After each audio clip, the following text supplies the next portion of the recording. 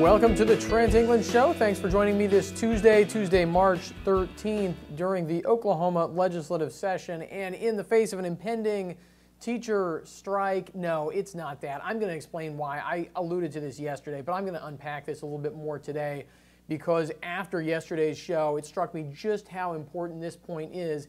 It's not a strike. It's not a walkout. Neither of those terms are true, even though I keep seeing them used in newspaper headlines.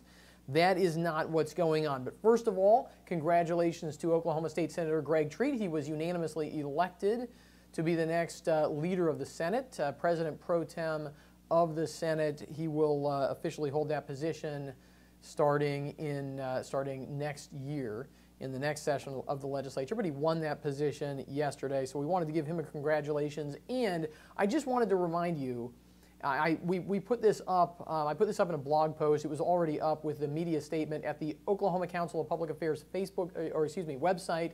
It's probably on our Facebook page as well. But at ocpathink.org, you can find what the Oklahoma Education Association does not want you to see or to know, and that is the grand total, the full cost of what their demands are. And remember, they did not release a plan.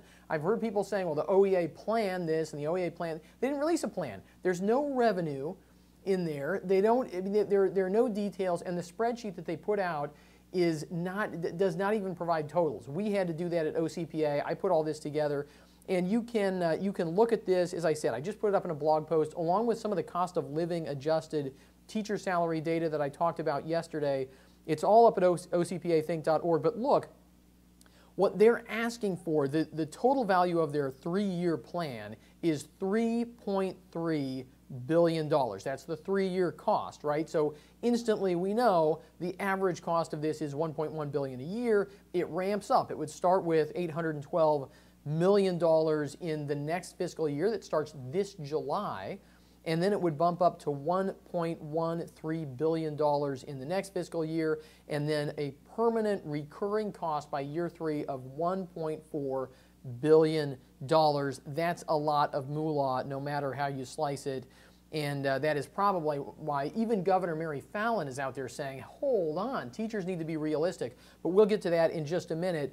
West Virginia, I mentioned yesterday that teachers in West Virginia went on strike to get their pay up to where Oklahoma teachers are right now. If you watched the show yesterday, you know we looked at the salary comparisons that are actually adjusted for what you have to adjust for if you're going to compare salaries among the states, cost of living in different states. And when you look at that, Oklahoma, depending on the comparisons you look at, somewhere between 30th and I think 36th or 37th, somewhere in there. We could do better. I'm on record supporting a teacher pay raise. But when you adjust for cost of living, Oklahoma is pretty close to the middle of the pack. West Virginia, not so. West Virginia was down, when you adjust for cost of living, down around 47, 48. The teachers in West Virginia went on strike to get their pay up close to where Oklahoma teachers are right now. What else happened in West Virginia? I just wanted to mention this, throw this out there, because I'm so frustrated that all of our conversations are just about money, myopically about money here in Oklahoma. In West Virginia, they're also getting education reform. They're actually going to dismantle what is the West Virginia Department of Education and Arts. They're going to take it apart. They're going to spin pieces off. They're going to shut, I think, some of it down. And this is what, West Virginia is a state that even more recently than Oklahoma has tipped from being very blue to being fairly red. West Virginia not quite as red as Oklahoma is, but the Republicans running West Virginia said, look, I mean, we will increase spending on teacher salaries, but we're also going to get some reforms to go along with it, and good for them. Okay, what did I say? I said this yesterday, and I opened my newspaper this morning, and I saw right there proof, absolute conclusive proof that what I said yesterday was absolutely correct, which is this is not a strike. It's not. I mean, look, and this doesn't go to the merits of teachers wanting a raise or state employees wanting a raise, but it does go to the rhetoric, and it does go to the I'm not just going to call it rhetoric, it goes to some of the lies that are out there and the way that teachers over and over and over again get used as pawns in Oklahoma politics. David Boren did it with his sales tax pitch, right? His sales tax pitch that voters crushed at the ballot box because they said, wait a second, you're using teachers as pawns. You're trying to get a teacher pay raise, but then get all of this other money through this big tax increase for other things, right? So I said it's not a strike, because a strike is when workers and management are in opposition. And it's not a strike when management says, we're actually going to shut down the workplace. We're going to close down the workplace. We're going to keep paying you. You don't have to come to work. That's not a strike. And look, this headline, this is great. Oklahoma City Teachers Union cancels plans for one-day walkout. Now, I thought this was pretty absurd to begin with, right? Because this was the American...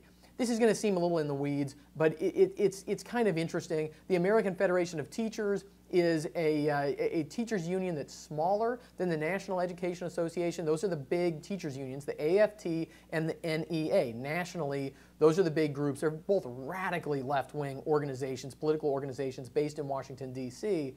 But the NEA's affiliate, the Oklahoma Education Association, is bigger in Oklahoma than the AFT. Basically, the AFT in Oklahoma just has Oklahoma City. That's where the AFT has its biggest union in the state of Oklahoma. So, that's a lot of teachers, but it's not as big as the OEA that has a lot of the suburban districts.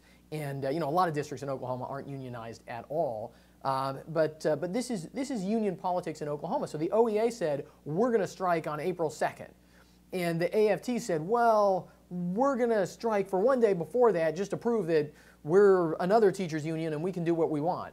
And why did they call it off? They called it off because the superintendent down at Oklahoma City Public Schools said, I'm not going to close the schools. And the AFT, the American Federation of Teachers Union, said, oh, okay, well, we'll cancel it then. Isn't that weird, right? That's like the union bosses go to the coal mine operator and say, we're going on strike tomorrow. And the coal mine operator says, well, I'm still going to open the doors, and I'm not going to shut down because I want to stay. I don't support that. And the union leaders say, oh, okay, we give up. It's not a strike. It's not a strike when it's collusion between the union leaders and management, right? And this Oklahoma City story proves this so well. I read it and I just chuckled. The other story here, also in the paper today, is about school districts. Again, school districts approving plans. And the headline is just wrong. I know the Oklahoman headlines are mostly written. They're outsourced and written by people in Austin, Texas, where the newspaper is laid out and the headlines get put together down there. So I can't blame, I'm not blaming Ben Felder for this headline. I know he doesn't write these things. But the headline on the Oklahoman story today is, dozens of schools approve plans ahead of teacher strike. It's not a strike. Again, it's not a strike if the school districts are voting to shut down. It might be illegal, though, and I'm going to tell you why in just a minute. It might be illegal. It might break state law, but we'll get to that in just a minute. This is a story about how a lot of school districts are saying, well, we're going to shut down. And I told you yesterday, this is why the Oklahoma Education Association made sure to include hundreds of millions of dollars for school administration in their demands, right? They're buying off they don't really want to have a strike. They want the schools to shut down, right? And so they're getting the school district leaders to shut down. They're going to call it a teacher strike. It's not a strike. It's not a walkout if the district is closed. It's just not that. It's actually the school district leadership, the school board, ultimately voting to shut down the school. And we've pointed this out on the Trent England Show in the past. In Oklahoma, the unions are not very powerful, but the school boards, the Oklahoma State School Board Association and the superintendents, that's where a lot of the political power is, such as it is. They're in tight collusion with the insurance companies that they work with that fund their political groups. You can look at how this money moves around. The architectural firms and construction firms that build schools and design schools, right? The State School Board Association, the Superintendents Association, they funnel business to those groups. Those groups fund the special interest groups. That's really where a lot of the money and a lot of the political power and cronyism in Oklahoma is. The unions, this is why you've got the unions out there kind of, they get pushed to the front. They're the ones who pretend like they represent all teachers, even though a minority of teachers in Oklahoma are unionized. But that's some of the politics behind the scenes here. And that's why it's not a strike. Now, it might be illegal, and here is why. And we've seen Oklahoma attorneys general in the past point this out to school districts and caution school districts not to use government resources for politics. You can't use government resources for politics. Now, a state, a school superintendent can go and testify before the legislature, can go meet with state legislators, but a school district cannot turn its teachers into lobbyists. And what you have is you have entire school districts right now saying, we're not, now follow me. This is what they're saying. You got to follow it all the way through.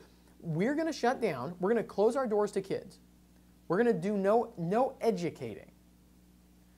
But because we're closed, we're going to keep paying teachers, because teachers still get paid. If they don't show up to work when they're supposed to show up for work, they don't get paid. But if they don't show up for work when they can't show up for work, they still can get paid, right? So if the school district says, we're not going to do any educating, we're not going to open the school building, we're going to send our teachers down to the state capitol to lobby, to get engaged in politics, right? We're shutting the school district down for the purpose of engaging in politics. No education, only politics. That may be illegal, and we're asking some legal minds out there to give us what they think about all this. I encourage you, if you have some thoughts about this, put those in the comments wherever you're watching or listening to the show. Very interested in hearing from you. But I mean, imagine if the state patrol said, you know what, we're going to shut down the state patrol so that all the state patrol officers can go to the Capitol and lobby on some issue that we care about, right?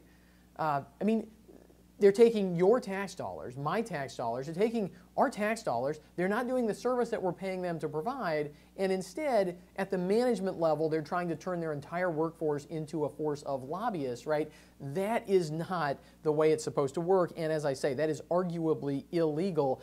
I mentioned the story already about the governor, Mary Fallin, saying, look, teachers need to be realistic. I mean, she points out this is more money than anybody's been talking about. They've been talking about a $4,000 or $5,000 teacher pay raise, trying to put that together. The state is still recovering from low oil prices. Oil prices are still lower than they were 6 years ago, right? And so, I mean, the governor, you've got various legislative leaders quoted in this story by Ben Felder this morning saying, look, this is just not realistic. And I think the point is made in that story. It often is, and it should be made over and over again. The people of Oklahoma voted down a tax increase that looked a lot like a smaller version of the Oklahoma Education Association's demands. See, I almost called it a plan, but that would be wrong, right? I mean, the people of Oklahoma have already spoken about something smaller than the OEA's demands, right? And so now you have Oklahoma politicians starting to weigh in saying, look, this is just not going to happen, not the way the OEA has laid it out. And of course, the OEA tried, at least in making their demands, to sound like they were inflexible and they would have to be met, or the schools would just stay shut down. That's an interesting position to take, especially when you have even some of their supportive politicians saying that they don't think any of this makes sense. Okay, I want to wrap up with some good bills and bad bills in the Oklahoma legislature. There's a bill by Senator Josh Brashear that is moving forward. It passed the Senate. It's going to the House. This is a great measure. I've told you on the show before, Medicaid. When Medicaid was created, it was for people who were both very poor and couldn't work. Very poor and either disabled, elderly, or children. Medicaid, even before Obamacare, a lot of people don't realize this, even before Obamacare, Medicaid was expanded. Time and again expanded to include people who could work, and that's really problematic. And you know, this is just basic human nature stuff. It's not really that controversial in how this works. People disagree over what it means, right? But if you go to somebody who could work and you tell them, if you don't work, I'll give you this free stuff, and if you do work, I'll take it away. Like I've talked to people who've been on these programs, and the number one complaint that people who really want to stand on their own 2 feet, the number one complaint that they have about programs like this is, Government comes along and says, I want to help you.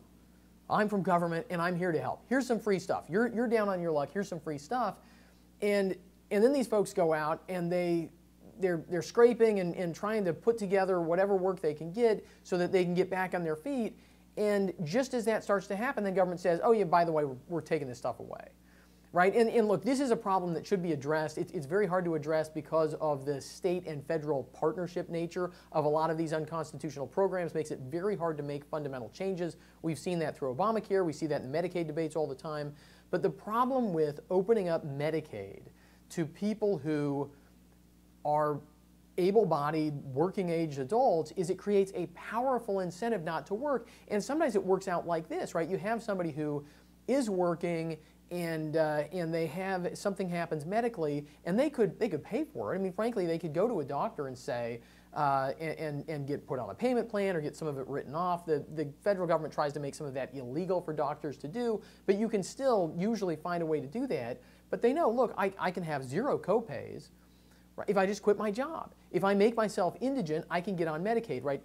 The expanding Medicaid to able-bodied working-age adults creates a powerful incentive against labor force participation, against people being productive members of society, creates an incentive for people to quit their jobs when they get sick. People are better off most of the time when they're employed and they have something gainful to do, right? So this bill by Senator Josh Brashear would actually limit it would limit Oklahoma's expansion of Medicaid. It would kind of draw it back a little bit and say, no, you have to be really, really poor to be an able-bodied working-age adult and qualify for Medicaid. That is a good thing. It's getting Medicaid back to what it was originally intended to do, which was to help nobody who's an able-bodied working-age adult. If you want a program for that, don't do it through Medicaid, but to only help people who are children, elderly, or disabled and are also very poor. Senator Josh Brashear's bill is 1030, and it goes to the Oklahoma House. So that's good news. That's a good bill. I should mention, I want to say this just because I've talked in the past about the Opportunity Scholarship, the tax credit scholarships that we have in Oklahoma. I've talked about the Hollywood handout, and Curtis Shelton put a great blog post together. It's also up at ocpathink.org. I just wanted to give a shout out to Curtis for putting all that together. You can see how those programs compare. We've talked about that on the show in the past.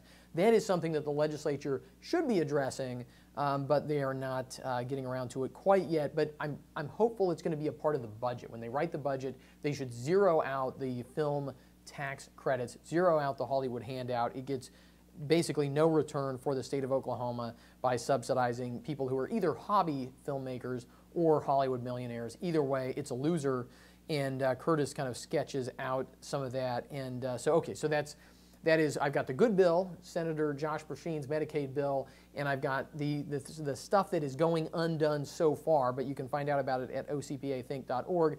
Here is, I'm not going to say this is a bad bill, but this is one of these things that the state legislatures do, and I just go, come on, feel good, pointless meddling in the economy. This is House Bill 1530 by Representative Jason Dunnington to make it to make it illegal for an employer to tell his or her employees not to disclose their salaries. Right? So if an employer says to his or her employees, look, your salary is your business, you're not allowed to talk about your salary with other employees, I want to have a harmonious workplace, I don't want, I want to be able to reward people in various ways, we have people come in with different backgrounds, I mean, whatever, there are reasons for doing this. I tend to favor transparency. Personally, I tend to be more of a transparency, we're all adults here kind of a person. Sometimes that gets me into trouble, but that is usually my attitude. But look, private businesses hiring adults, right? And I don't want to give him a promotion. Representative Jason Dunnington, and this passed in the Oklahoma House, right? Representative Dunnington's bill to make it illegal for employers to have certain rules in their workplace about not talking about salary. And it's a way of, look, where does this come from? It's grandstanding. It's a way for Representative Dunnington to say, well, I'm standing up for women because I'm making it so that men and women can compare their salaries in the workplace and find out if women are being paid less than men, and then they can complain about it. And anyhow, so it's great grandstanding if that's your political base, but it is meddling in the I was going to say in the economy. It's meddling in people's lives. I mean, who cares whether it's the workplace or otherwise? And it reminded me of the story that I saw over the weekend from Britain, where you have the Labour Party in Britain continues moving to the left. The leader of the Scottish Labour Party gave a speech at the end of last week in which he said, our economy, talking about the United Kingdom's economy, our economy needs less market and more planning. And I just thought, what a great clear statement. As I said a minute ago about Medicaid, right? We shouldn't disagree that giving people free stuff for not working creates an incentive not to work. That's obvious. That's nothing that we need to have a debate about. But people see that in powerfully different ways, right? And this story, it's great when you see people stand up and clearly say, we want politicians to have more control over your life, right? That's what the Scottish Labour Party leader is saying. That's what Representative Dunnington is saying with his little piece of legislation. We think politicians know better than you. Because planning means planning by politicians. It doesn't mean planning by some, by some deity right somewhere. It means planning by politicians. It means planning by the very people who most people are pretty skeptical of. Right? Either we're going to give more power to the elites, more power to the politicians, or we're going to keep it for ourselves. It is, in this case, pretty much a zero-sum game. And it's a good debate to have. I understand that some people think we should give more power to the politicians. I just disagree. I'm going to end it with this. Some good news out of Washington, D.C. I like good news. I don't like Washington, D.C. so much, but I do like good news from Scott Pruitt's EPA. So we've still got an Oklahoma hook. Scott Pruitt's EPA released their sort of 1 year summation of what they've done so far, and just some of these things are very eye-catching. When they came into the job, there was a 600 submission backlog for safety reviews on new chemicals. This massive built-up backlog from the inefficiency of the Obama administration's EPA. Scott Pruitt's administration has run through all of that, zeroed out the backlog, and they now are operating on with the assurance for people that if you submit an application into this system, you will get a safety determination, pro or con, good or bad, but you'll get a determination within 90 days. This is something, having had the opportunity to interview Scott Pruitt, talk with Scott Pruitt, this is something he understands that is so important, and the Obama administration understood this perfectly well, right? Consistency, clarity, efficiency, right, is good for business. Even if you have an intensely ideologically environmentalist government, right, that is going to decline to allow you to do anything. It's going to operate based on the precautionary principle, which is absurd if people live their lives that way. If you're wonky like me, you know what that means. If we lived our lives that way, we'd do nothing. We'd never invent anything. We'd never do anything interesting. We'd have no art. We'd have no music. But even that kind of a regime, right, isn't all that tough on business if it's efficient. If it just tells you no, and then no, and then no, and then no, and at least you know what the answer is, right? What's really bad for business, which means for all of us, right? What's really bad for our quality of life, for innovation, for wealth, for all the things that make life livable and improve our quality of life, right? What's really bad for that is uncertainty, is a bureaucracy that just never gives you an answer, that leaves you hanging out there forever, right? Where you're not sure what you can do, you're not sure what's allowed, right? Uncertainty is the worst kind of tax, and the Obama administration understood this, right? That's why they allowed backlogs like this to be created. They allowed permitting processes to drag out as long as they possibly could, because that was actually worse for the private businesses involved. It was worse for the people who own property or whoever it was than just going and telling them no, right? The Obama administration understood this Scott Pruitt understands this, and he's actually doing something to reverse a lot of what the Obama administration did. I'll share this out. It's a great, there's a press release, there's a full report that you can view. It is I mean, if you want to see that personnel is policy and what some Oklahoma common sense is able to do in Washington, D.C., you should go and look at this report, 1 year at the EPA. It is very good news, and I'm going to leave you with good news. Thanks for watching the Trent England Show today. We've got 3 more great days of programming ahead. Remember to subscribe at YouTube or subscribe on iTunes. You can also listen over at SoundCloud. You can follow us there. We're always on Facebook Live every day about 12:30 p.m., so right during your lunch hour. Thanks for watching.